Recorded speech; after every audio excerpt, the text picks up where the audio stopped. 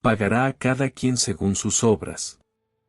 En 1928 ocurrió un caso extraordinario y milagroso, con una mujer rusa llamada Fanny Moiseyeva, quien al haber sido hospitalizada, se dio por muerta, al no tener signos vitales, y solo fue enterrada viva, porque un médico amigo suyo no lo autorizó, ya que había una cosa que no era normal, su temperatura corporal no había bajado a la temperatura ambiente, sino que se había mantenido a la temperatura de un cuerpo vivo. Permaneció en este estado durante 9 días, después de los cuales se recuperó de ese sueño letárgico y escribió un libro asombroso y maravilloso sobre lo que le había sucedido durante ese periodo milagroso. Este libro tiene una traducción al español con un prefacio del gran impulsor de los mensajes divinos en España, F. Sánchez Ventura. La editorial es Editorial Círculo, de Zaragoza, y el título del libro es Mi sueño letárgico de 9 días. En este libro escrito por Moiseyeva, ella describe lo que vio y experimentó cuando fue llevada a visitar el infierno, el purgatorio, el paraíso, y también la visión del fin del mundo, la venida gloriosa de Jesús y el juicio universal. La descripción del tiempo inmediatamente anterior a la venida gloriosa de Jesús es la de un mundo decadente, depravado y terrible, con guerras y lleno de miseria. El título del capítulo en el que se describe es, Mis visiones del juicio universal venidero. El hecho de que el juicio universal esté cerca no nos da una noción rigurosa de cuán cerca está, pero la descripción de lo que lo precede nos da la certeza de que nunca será posible después del establecimiento del reino de Cristo sobre toda la tierra y toda criatura, porque luego vendrán los nuevos cielos y la nueva tierra, que son el paraíso terrenal reconstruido, del que nos hablan Isaías y el Apocalipsis de San Juan. Por tanto, debe ser en efecto muy cercano, y antes del comienzo de los nuevos cielos y la nueva tierra. Estas visiones de Moiseyeva fueron consideradas absurdas por mucha gente, ya que era impensable que el juicio universal se produjera en un corto periodo de tiempo. Primera parte. Primeras impresiones. Por orden del Dr. Tastari, me obligaron a ser hospitalizada durante marzo de 1928 en un hospital católico del municipio de Ancou para descansar. Al 5º día de hospitalización sufrí un infarto muy doloroso y luego me desmayé. Cuando desperté, le pedí ayuda al médico. Me calmó con medicamentos, pero esa noche cuando la criada me trajo la cena me encontró inmóvil como si estuviera muerta.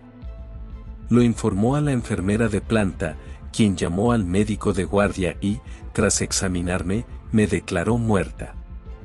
Después de lavarme, me colocaron sobre una mesa y me cubrieron con una sábana. El asistente chino encontró algunas flores y las colocó a mi lado. Al día siguiente, el doctor Tastari fue informado de mi muerte y fue a la morgue. Me levantó los párpados y concluyó que en realidad no estaba muerta y ordenó que me colocaran en una habitación muy cálida.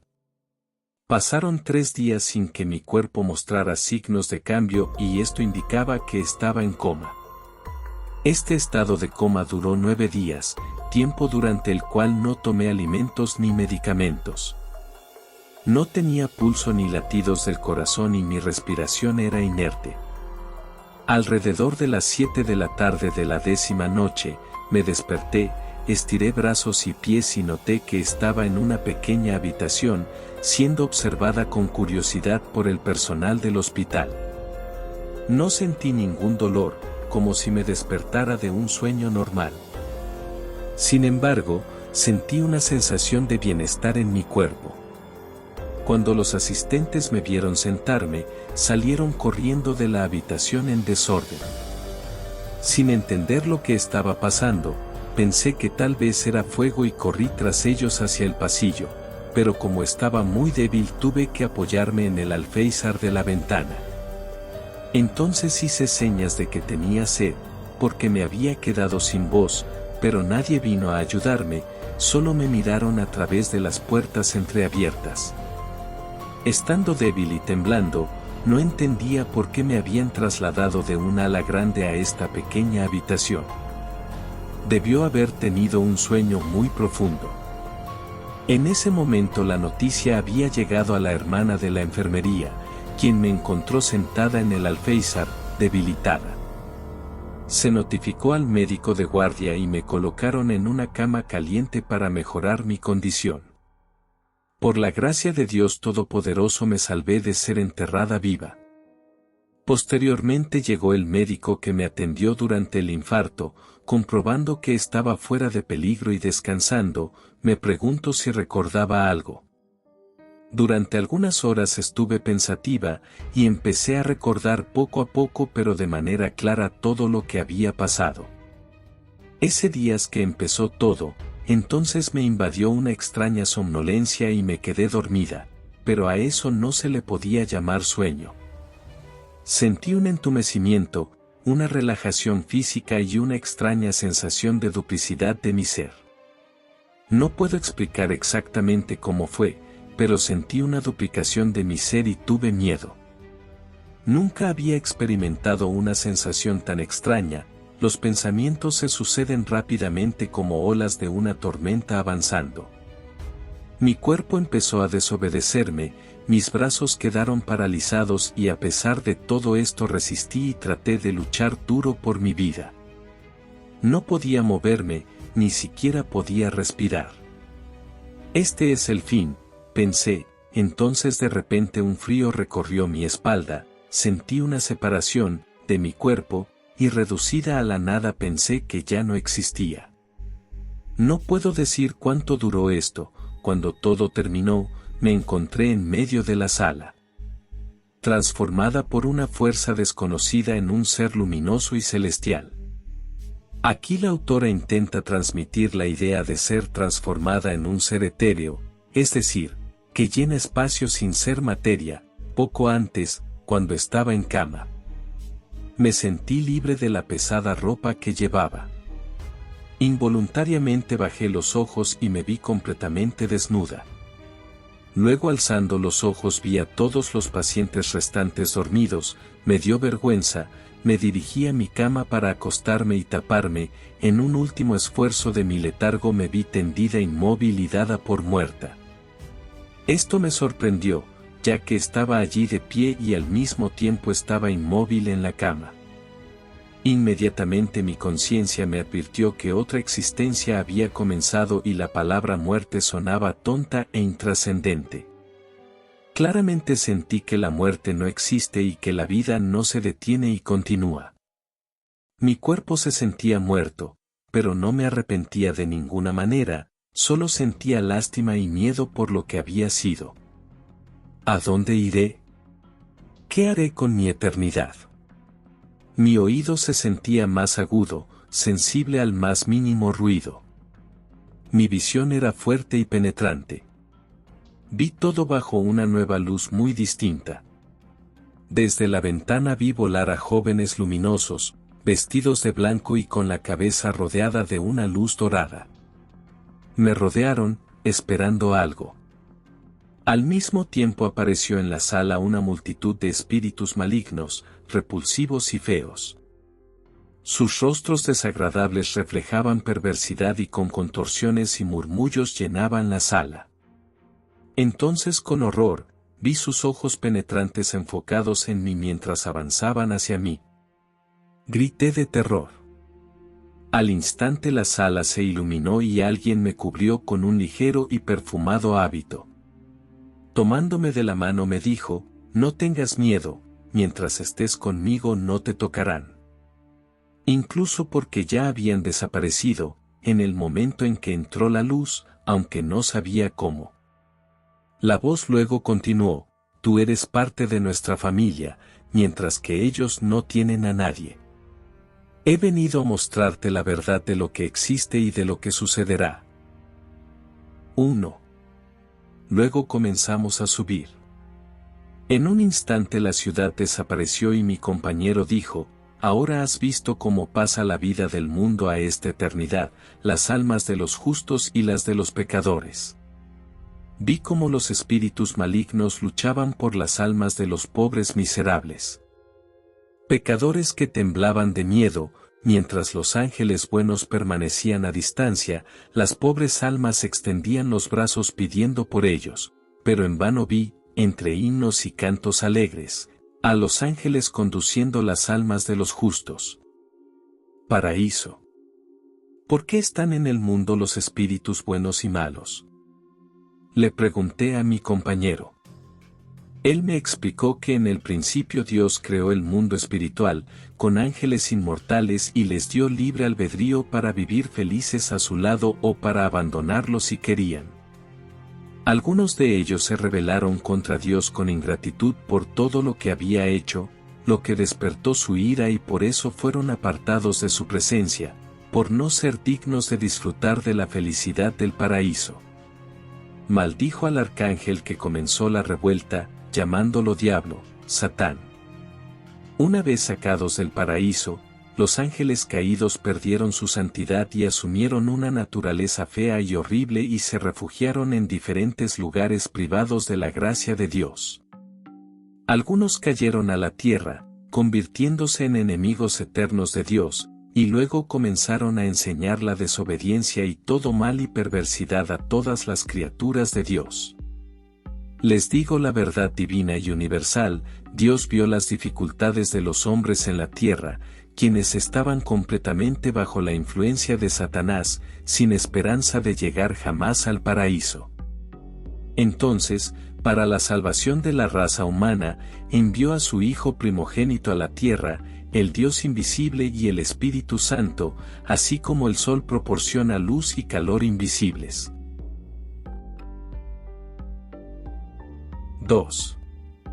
Mientras hablábamos nos acercamos a una gran ciudad y poco después estábamos en la casa de un pecador moribundo. Durante 3 días fue atormentado en su agonía de muerte y su alma no se separó del cuerpo. Sin ninguna piedad hacia el moribundo, en la habitación de al lado había un grupo de borrachos que escupían blasfemias y sacrilegios. Vi un grupo de ángeles tristes esperando a lo lejos para que el moribundo pudiera clamar por la misericordia de Dios. Pero ay, Señor, la esperanza de los ángeles fue vana y desaparecieron. Entonces los espíritus malignos se apoderaron por completo y mi compañero dijo, ha llegado la hora de la muerte de este pecador. Cubierto de pecado como está, no comprende cuán terrible es su situación y no puede imaginar a dónde irá su alma, solo puede pensar en sí mismo. Siempre estaba corriendo, siempre buscando algo, persiguiendo sus sueños inútiles y cometiendo todo tipo de pecados. Pero si considerara su vida pecaminosa sabría que esto lo separaría de Dios y entonces no moriría en pecado llevándose consigo su desobediencia y continua rebelión contra Dios por la eternidad. El pecador murió murmurando palabras horribles e insensibles. Sus ojos se fijaron en el más allá sin saber por qué vivía en el mundo. De repente vio un horrible espíritu maligno acercándose al muerto con una voz maliciosa que le decía, «Tú eres mío». El moribundo, con un frío y espantoso temblor y con un último suspiro, murió.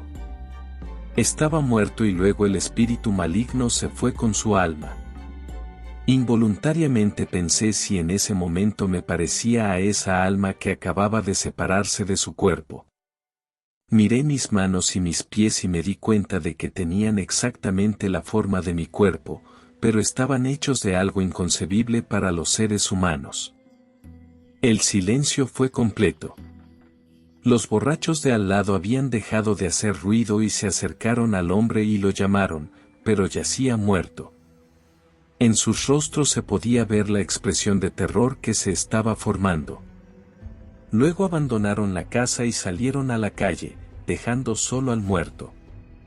Le pregunté a mi compañero, ¿por qué la gente teme a los muertos, incluso si son un familiar o un ser querido? Él respondió, porque para los humanos la muerte es algo terrible, un misterio impenetrable y piensan que en el momento de la muerte el muerto ya no pertenece a este mundo e instintivamente sienten que su espíritu aún puede estar cerca de sus cuerpos. Y temen que la apariencia de su alma pueda acusarlos, y en consecuencia temen la muerte, lo cual pocos entienden. Entonces, si el alma existe, entonces temen encontrarse cara a cara con sus pecados y con su propia muerte, que será inevitable y merecerá castigo. Temen a la muerte, pero no temen a Dios. Por el contrario, los buenos no temen a la muerte porque aman a Dios en su corazón. Ahora ves que tu alma es inmortal y continúa existiendo y que equivocado es dudar de la inmortalidad del alma. Por otro lado, las apariciones de almas de personas muertas no son raras. Han sido muchas las apariciones de santos y milagros realizados por ellos, por eso deben creer en la inmortalidad del alma. Ven, salgamos de esta casa. ¿Por qué no todos son felices en el mundo? Le pregunté, ¿y por qué hay tanta gente rica y otros en una pobreza terrible? Y él respondió, la vida en la tierra es solo un lugar temporal y los hombres reciben ayuda en el mundo. Dios en su infinita sabiduría ha dado a los hombres la inteligencia y la voluntad para elegir entre el bien y el mal, por lo que esta elección será responsabilidad de cada uno. Los ricos tendrán más problemas según el Evangelio, que dice, es más difícil que un rico entre en el reino de Dios que un camello pasar por el ojo de una aguja. Sin duda, los ricos son obligados, son más tentados a pecar por los placeres y comodidades que los rodean, que los pobres y así los preceptos de su Creador son cada vez más ignorados. Si los ricos son buenos, piadosos y practican su fe, es seguro que, agradecidos a Dios por su omnipotente generosidad hacia ellos, serán bien recibidos en el paraíso. Así fue con Abraham, quien fue bendecido con opulencia, con siervos y ovejas y todos los bienes de su tiempo. Los disfrutaba y también era fiel a los mandamientos. Dios se agradó de él, lo bendijo y lo favoreció sobre los demás hombres mostrándole la Santísima Trinidad en la forma de los tres peregrinos. Nuestro Señor Jesucristo en una de sus parábolas relató cómo los ángeles llevaron al pobre y piadoso Lázaro al seno de Abraham. Dios estaba muy complacido con Abraham, que era un hombre bueno y virtuoso y así fue recibido en el reino de los cielos. A su vez, los pobres no merecen entrar al paraíso a menos que practiquen la caridad hacia sus vecinos. Entonces podrá contemplar las maravillas del cielo. 3. Cuando sobrevolábamos una gran ciudad, observaba personas de distintas nacionalidades y también de distintos colores y razas. ¿Cuál es el origen de esta diversidad de seres humanos? Y él respondió, después de que Dios creó los tres reinos de los animales, de las aves y de los peces, creó a su imagen y semejanza, a Adán y a Eva, de sus descendientes se poblaron diferentes partes del mundo. Desde la creación del mundo, han ocurrido muchos cambios por voluntad de Dios. Muchos continentes quedaron bajo el agua y salieron a la superficie. Todos estos cambios se reflejaron poco a poco en las personas que vivían en diferentes partes, algunos pensando que eran los únicos seres humanos en la tierra. Separados por mares y océanos, habían olvidado que existían otros. El clima también cambió y se protegió a quienes vivían en zonas tórridas. Dios hizo sus pieles negras, rojas o amarillas, según las condiciones climáticas en las que vivían, así como las diferencias de ideas y lenguajes. Dios quería que todos lo conocieran y le obedecieran. Volando sobre una gran catedral noté un rayo de luz dorada que emanaba de la cúpula. ¿Qué es eso?, yo pregunté. Él respondió, son las oraciones durante la elevación de la hostia consagrada y del vino sagrado. En el momento más solemne de la misa, las oraciones se elevan directamente a Dios y traen muchas gracias a las almas tan amadas de Dios. No hay acción ni palabra que pueda compararse con el momento solemne en que la gloria y la alabanza ascienden a la Divina Trinidad, beneficiando tanto a vivos como a muertos. Si una persona ama a otra, naturalmente le desea lo mejor a su amigo. Pero somos imperfectos, y por mucho que deseemos el bien de los demás, sobre todo si están lejos, invocamos la gracia de Dios, que siendo solo bondad y amor ayudará a sus amigos, según cuanto le pidamos esas gracias. Dios los garantiza a través de nuestras oraciones, especialmente ofrecidas en la elevación de las sagradas especies. La oración nos guía por el camino correcto, nos anima y nos salva, de hecho la oración es indispensable para el alma. Fortalece nuestra fe y nos ayuda en las batallas contra la adversidad. La oración inspira esperanza y confianza en Dios y los ojos de quienes oran ven la bondad de Dios en todo y en todos. Quienes no oran y no sienten la necesidad de la oración o de las cosas santas terminan privándose del Espíritu Santo. Entonces los espíritus malignos se apoderan de ellos, los ciegan de tal manera que pierden su dignidad de tal manera que la gracia no puede penetrar, trayendo odio, miedo e ira contra Dios. Se olvidan o no piensan en sus muertes y en sus pruebas. El espíritu del mal tienta al hombre a seguir sus caminos y la mera mención de Dios le resulta desagradable. Y el hombre acaba creyendo que no hay Dios y que el mundo le basta. No crean a los ateos, déjenles sus propias opiniones, pero sepan que son sugerencia del mal. Se han desenterrado ciudades que habían estado enterradas durante miles de años. Esto prueba que Dios los ha castigado por su ingratitud, al tiempo que muestra su poder omnipotente. Los científicos, mientras discuten y estudian las leyes de la naturaleza, quedan asombrados por la grandeza de la creación, y claramente sus descubrimientos están llenos de asombro ante la grandeza del poder de Dios Todopoderoso. Es por esto que un verdadero científico nunca es ateo, porque al investigar con genio todo lo que descubre, reconoce al gran Creador con toda su alma y corazón.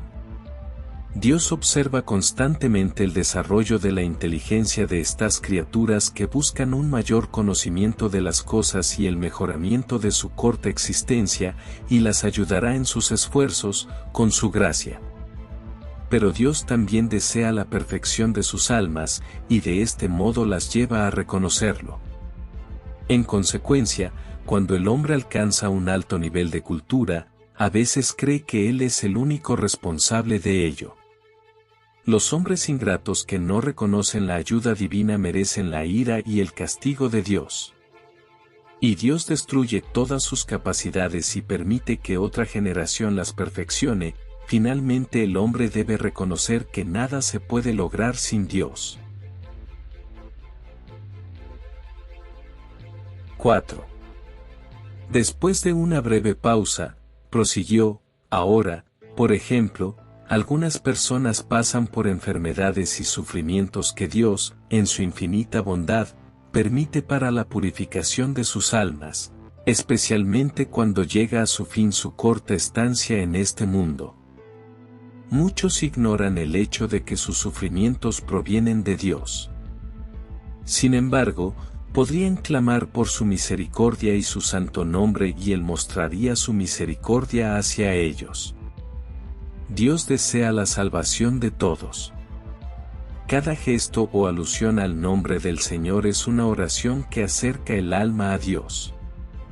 Debemos ser generosos y caritativos con los pobres y necesitados, pero también orar, porque sin oración y trabajo honesto no hay salvación para el alma. Por eso, todos los que atormenten a los desafortunados serán castigados. Si quieres hacer algo, hazlo, sin provocar a los demás y nunca acusando a Dios de alguna desgracia que Él o su amor te concede para tu salvación. Le pregunté, ¿pero cómo puede un ateo o un agnóstico ser iluminado para recibir la gracia de Dios? Él me respondió, uniéndose a la Iglesia que es la escalera al cielo encontrará la gracia, porque ella, la Iglesia, glorifica al Señor en todo lo que hace. Si un ateo entra a una iglesia, levanta su mente hacia Dios y dice, Señor, muéstrame tu voluntad, dame fe y obedeceré, el Señor dirá, no rechazaré a los que vienen a mí. Y la fe entrará en su corazón y tendrá aversión a sus pecados. Cuanto mayor sea vuestra rebelión, mayor será vuestra fe y comprensión. En la tierra cada alma está dotada del germen de la fe, y el ateo encontrará lo espiritual sin previo aviso. Encontrará consuelo en Jesucristo y se alegrará más cuando lo busque más profundamente. Conserva tu fe, coloca tu corazón en Dios. La incredulidad daña y es una enfermedad moral, como una pestilencia. ¿Qué es una existencia sin la gracia de Dios? Sin Dios no hay consuelo y nunca te quejes de la justicia de Dios en su creación. ¿Quiénes somos nosotros para juzgar a Dios Todopoderoso? Ante cada hecho debemos inclinar la cabeza en señal de agradecimiento. Los espíritus malignos saben de la existencia de Dios, pero desean desobedecer y seguir siendo malos. Nunca culpes a la suerte y al destino, ya que estos no existen, porque si tu vida estuviera basada en predestinaciones, ¿cómo podría Dios juzgar lo que hiciste bien y recompensarte o castigarte por tus transgresiones? Las acciones humanas son producto de su propia voluntad. La vida es una batalla y debemos invocar la ayuda de Dios en todo momento. ¿Cuántos problemas difíciles han sido resueltos mediante la invocación divina? Muchos han tenido experiencias similares y deberían estar agradecidos. Cuando el hombre se encuentra en una desgracia, debe esforzarse más en implorar la ayuda de Dios para superarla. Nunca debe desesperarse, y entonces llegará la ayuda. Todo está regido por la sabiduría universal de Dios. Toda la creación surgió de la inteligencia superior de Dios y por eso al hombre se le da inteligencia y percepción de la gran obra de la creación. El hombre no está privado de esta sensación. Hay acontecimientos en la vida de ciertas personas que adquieren un significado extraordinario cuando pueden sentir y ver la mano de Dios. Recordemos la profecía, de la raíz de David nacerá el Salvador del mundo. Recordemos la profecía de la vida terrenal de Jesucristo. En el cumplimiento de estas profecías se percibe el gran plan de Dios, por lo que es erróneo comparar esto con la concepción del destino. El destino no existe, esta palabra y este concepto son invenciones del hombre. La vida de cada persona está diseñada según su voluntad y sus buenas y malas acciones. El hombre es dueño y soberano de su propia vida y precisamente por eso se le dio la inteligencia. Por ello, debe responder ante Dios por todas las acciones realizadas durante su vida en la tierra. Si estás sufriendo a causa de tus pecados, debes darte cuenta de que la culpa es tuya. Otro gran error es atribuir toda la ayuda que Dios te da al destino, cuando, por ejemplo, Dios da su gracia a quienes creen firmemente que Dios los ama. La gracia divina cae siempre sobre la humanidad, pero especialmente en los momentos más difíciles y dolorosos, o cuando hay una necesidad urgente de ayuda. La vida es una batalla y en consecuencia, en los momentos decisivos, el hombre debe luchar con iniciativa y superar obstáculos que le ayudarán a alcanzar la satisfacción definitiva de sus aspiraciones. Sin embargo, cuando la voluntad y el deseo del hombre no son capaces de resistir los acontecimientos de la vida, y cuando el hombre es incapaz de luchar o no puede defenderse, Dios viene en su ayuda de una manera maravillosa, que es evidente y se vuelve clara para que todos la vean. En particular, cuando experimentas el horror de una situación que parece insoportable. A algunas personas esto les sucede más de una vez en la vida. Mucha gente cree que los matrimonios son arreglados en el cielo. Repito, el destino no existe, pero ciertos matrimonios suceden por voluntad de Dios. Algunas uniones son la recompensa a una vida piadosa y entonces la vida de pareja es serena y feliz. Otros son como un intento y Dios los juzga por sus fortalezas o debilidades. Entonces, el destino no existe. Sin embargo, en la vida de cada persona hay periodos de felicidad otorgados por el cielo, ya sea en la paz de tu alma, en tu trabajo, en los negocios o en las relaciones con las demás personas y en todas las cosas, lo es. Luego acompañado de éxito. En algunos casos, la felicidad no dura mucho y empeora, a menudo cuando no lo esperas. El hombre debe adaptarse a sus deseos y aceptarlos. La felicidad existe, pero en la vida de cada uno también hay dramas y desgracias. El hombre debe recordar que estos periodos no duran para siempre. Por eso, en tiempos de prueba, debe confirmar su fe y su espíritu, superar la desgracia, no perder el valor, no desesperarse ni perder la paz de su conciencia. Recuerden que la sabiduría divina reina sobre todo el universo. Cada lágrima, desventura, sufrimiento, alegría es necesaria a Dios para el cumplimiento de los deseos y planes del hombre. Todas las creaciones de Dios son fruto de una inteligencia infinitamente superior, por lo que la vida del hombre no puede ser privada de su sentido. Durante su vida deben realizar la voluntad expresa de Dios y ser agradecidos. Contempla la genialidad del mundo creado por Dios, entonces la vida del hombre tendrá más sentido.